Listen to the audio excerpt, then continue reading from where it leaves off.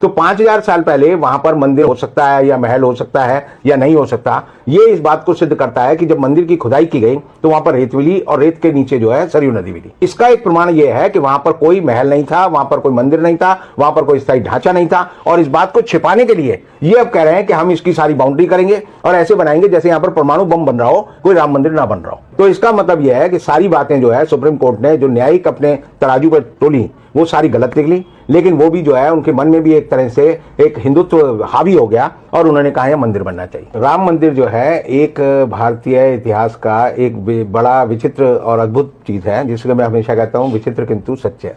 और ये विचित्र किंतु सत्य इसलिए है क्योंकि इस मामले में भारतीय जनता पार्टी, राष्ट्रीय स्वयंसेवक संघ और हिंदू महासभा और या समझिए जो हिंदू धर्म को मानने वाले लोग हैं, वो भगवान राम को, हम लोग ये मानते थे कि भगवान राम जो है एक पौराणिक व्यक्ति हैं, मिथकीय व्यक्ति हैं और वो ऐतिहासिक व्यक्ति नहीं है। मिथिक और इतिहास में फर्क ये होता है कि जैसे कोई कपोल कल्पना चल रही है, उसको आप बढ़ाते बढ़ाते वो जनश्रुति बन जाती है, लोग उसे मानने लगते हैं, विश्वास करने लगते हैं। जैसे कबीर के बारे में आप देखेंगे कि कबीर दास ने वो सबसे ज्यादा जो है भगवान की, राम की आराधना करते थे और कबीर वाणी में ही राम का सबसे ज्यादा जिक्र आता है। और कबीर के जितने दोहे हैं, जितनी बातें हैं, उन्हीं को गुरु ग्रंथ साहब में जो है समाहित किया गया है और इसीलिए गुरु ग्रंथ साहब में भी भगवान राम का जिक्र बार बार आता है, राम राम राम शब्द आता है। लेकिन भगवान राम और अयोध्या में पैदा हुए राम, इन दोनों में फर्क है। राम को जो सामाजिक लोगों में, जीवन में जो एक तरह से ये बात मन में बैठाई गई कि राम जो अयोध्या में पैदा हुए थे, वो गोस्वामी तुलसीदास ने जब रामायण लिखी, रामचरितमानस लिखी, तो उससे शुरू हुई। अब हम आते हैं कि रामायण में जिक्र आता है, जो वाल्मीकि लिखित रामायण है, कि सरयू नदी में सबसे पहले भगवान लक्ष्मण ने अपनी जो है देह त्यागी। अच्छा, जल समाधि ली। उसके बाद भगवान राम ने सरयू में जल समाधि ली, सरयू में ही ली, सरयू में। और इसीलिए सरयू को ये पाप है कि जब भी कोई आदमी अयोध्या जाए वो सरयू नदी में ना नहाए, क्योंकि अगर वो नहाएगा तो नरक वासी होगा, नरकगामी होगा, नरक में जाएगा। तो बड़े क्योंकि भगवान राम और भगवान लक्ष्मण की उसमें जो है देह त्यागने के कारण वो अपवित्र हो गई। ताप के चलते चलते जो है ये बात उठी जब 1948 में कि बाबरी मस्जिद में भगवान राम प्रकट हुए और उनकी मूर्ति वहां रख दी गई। और उसके बाद आपने देखा कि 6 दिसंबर 1992 को बाबरी मस्जिद, जैसे मुसलमान कहते हैं शहीद हुई और हिंदू लोग कहते हैं कि हमने उसे ढा दिया कि कलंक के प्रतीक को हमने ढा दिया। उसके बाद ये मामला सुप्रीम कोर्ट चला। अब सुप्रीम कोर्ट में चला तो सुप्रीम कोर्ट का एक बड़ा विचित्र फैसला है, जो मैं तो एज ए यानी मैं कानून पढ़ता हूँ, अकल की बात सोचता हूँ और कई बार मैं सत्य अन्वेषण करने की कोशिश करता हूँ। तो उस फैसले में 3 बातें बड़ी विचित्र लिखी गई कि पहली बात तो मूर्तियां वहां जबरदस्ती रखी गई, दूसरी ये कि मस्जिद को ढहाना जो एक आपराधिक कृत्य था, तीसरा यह है कि जो मस्जिद थी उसके नीचे कोई मंदिर नहीं था, और चौथी बात यह है कि जो जिन लोगों ने मस्जिद ढहाई उनको सजा मिलनी चाहिए। और ये 4 बात कहने के बाद बड़े 5 विद्वान जो न्यायाधीश थे उन्होंने कहा लेकिन यहाँ पर राम मंदिर बनना चाहिए क्योंकि ये जन आस्था का विषय है। तो इसका मतलब यह है कि सारी बातें जो है सुप्रीम कोर्ट ने जो न्यायिक अपने तराजू पर तोली वो सारी गलत निकली, लेकिन वो भी जो है उनके मन में भी एक तरह से एक हिंदुत्व हावी हो गया और उन्होंने कहा है मंदिर बनना चाहिए। अब ये सवाल है कि हिंदुओं के बीच में ये मान्यता 70 साल में बैठाई गई है कि भगवान राम जो है जिस जगह पैदा हुए वह वही जगह है जहां बाबरी मस्जिद थी, जबकि आप अयोध्या जाएंगे तो वहां पर 17 ऐसी जगह हैं जहां के मंदिर ये दावा करते हैं कि ये भगवान राम का जन्मस्थल है। मैं और बहुत सारे लोग जो अकल की बात सोचते हैं वो हमेशा कहते हैं कि राम जो थे कौन थे? राम दशरथ के बेटा थे।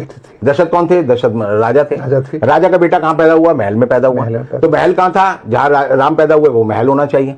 अब उस महल को ढूंढने के लिए ही जो है बाबरी मस्जिद ढहाने का मामला किया गया, और जब उस जगह को अब मंदिर बनाने की बात शुरू की गई बड़े जोर शोर से, तो पता चल रहा है कि मंदिर की जो जमीन है उसके 200 फीट नीचे जो है रेत है और रेत के नीचे सरयू बह रही है। इसका मतलब जो है अगर हम ये माने कि 5000 साल, क्योंकि मानवीय सभ्यता का इतिहास ये बताता है मोहनजोदड़ो और हड़प्पा की सभ्यता के बाद कि आदमी ने सबसे पहले मकान बनाना जो है मोहनजोदड़ो और हड़प्पा में सीखा, और उसी के प्रमाण और अवशेष हमें मिलते हैं।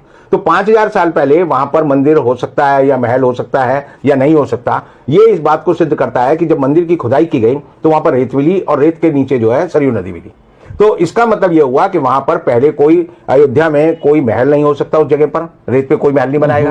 ये तो एक तरह से लोकोक्ति है कि रेत पे महल बनाना, तो वो नहीं हो सकता। और इसका मतलब यह है कि जो पूरा आडंबर 70 साल में खड़ा किया गया गलत है। अब सवाल यह है कि पोल खुल जाएगी। आपने जो कहा, और मैं भी मानता हूं कि जब भी कोई मंदिर बनता है, मस्जिद बनती है, कोई गुरुद्वारा बनता है, तो कार सेवा करते हैं लोग, उसमें सहयोग करते हैं, ईंट दर ईंट जो रखी जाती है जनता के सामने और जनता लगाती है।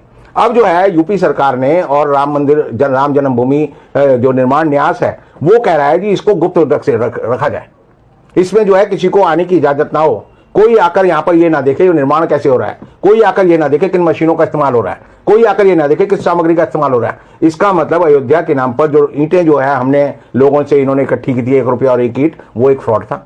और दूसरी बात यह है कि ये ऐसा क्यों किया जा रहा है। ऐसा ये किया जा रहा है कि जब 5 अगस्त को मोदी जी ने वहां पर आधारशिला रखी, शिलान्यास किया, भूमि पूजन किया, तो उसके बाद 7 महीने में वहां पर 12 खंबे खड़े किए गए। और वो खंबे जब खड़े किए गए तो जैसे ही वो खड़े किए जाते थे तो वजन से वो जो है टेढ़े हो जाते थे। और जब वो टेढ़े हो गए तो ये बात हुई कि भाई ये खड़े क्यों नहीं हो रहे। तो जब खुदाई की गई तो भूगर्भ वैज्ञानिक जिसे हम बोलते हैं, उन्होंने बताया कि भाई नीचे तो जो है रेत है और रेत के नीचे सरयू नदी बह रही है। तो इसका एक प्रमाण यह है कि वहां पर कोई महल नहीं था, वहां पर कोई मंदिर नहीं था, वहां पर कोई स्थायी ढांचा नहीं था। और इस बात को छिपाने के लिए ये अब कह रहे हैं कि हम इसकी सारी बाउंड्री करेंगे और ऐसे बनाएंगे जैसे यहां पर परमाणु बम बन रहा हो, कोई राम मंदिर ना बन रहा हो, क्योंकि बड़ी गुप्त रखने वाली बात है। अब ये गुप्त रखने वाली बात जो है भाजपा के गले में और ये जो हिंदू महासभा है उसके गले में और ये जो ट्रस्ट के लोग हैं इनके गले में और आरएसएस के गले में एक पत्थर की तरह लटक गई है कि हम जो है किसी को घुसने नहीं देंगे, बताएंगे नहीं। क्योंकि अब ये जो है हिंदुस्तान के वैज्ञानिकों से और हिंदुस्तान की निर्माण कंपनियों की जगह जो है विदेशी कंपनियों का सहयोग लेकर एक ऐसा मंदिर बनाएंगे जो कि नदी पे बहता हुआ मंदिर हो या नदी की बालू पे बना हुआ मंदिर हो। और इसलिए उसको छिपाने के लिए कि ये जो है राम के नाम पे तो पत्थर तैर जाते थे। हमारे उसमें रामायण में लिखा है, रामचरितमानस में लिखा है, पत्थर पे लिख दो राम तो वो तैरता है। और ये जो है राम के मंदिर के लिए जो खंभा डालते हैं वो हिल जाता है। तो इसका मतलब ये जो है राम और जिसे हम कहते हैं विश्राम, दोनों में जो है एक तरह का द्वंद्व है और ये उसको छिपाने की कोशिश कर रहे हैं। और सबसे बड़ी बात यह है कि ये सिद्ध करता है कि हमारी सुप्रीम कोर्ट ने जो फैसला राम जन्मभूमि मंदिर पे दिया है वो झूठा था, बेकार था और बेईमानी का था। बहुत बहुत शुक्रिया आपका कि आपने इसका दूसरा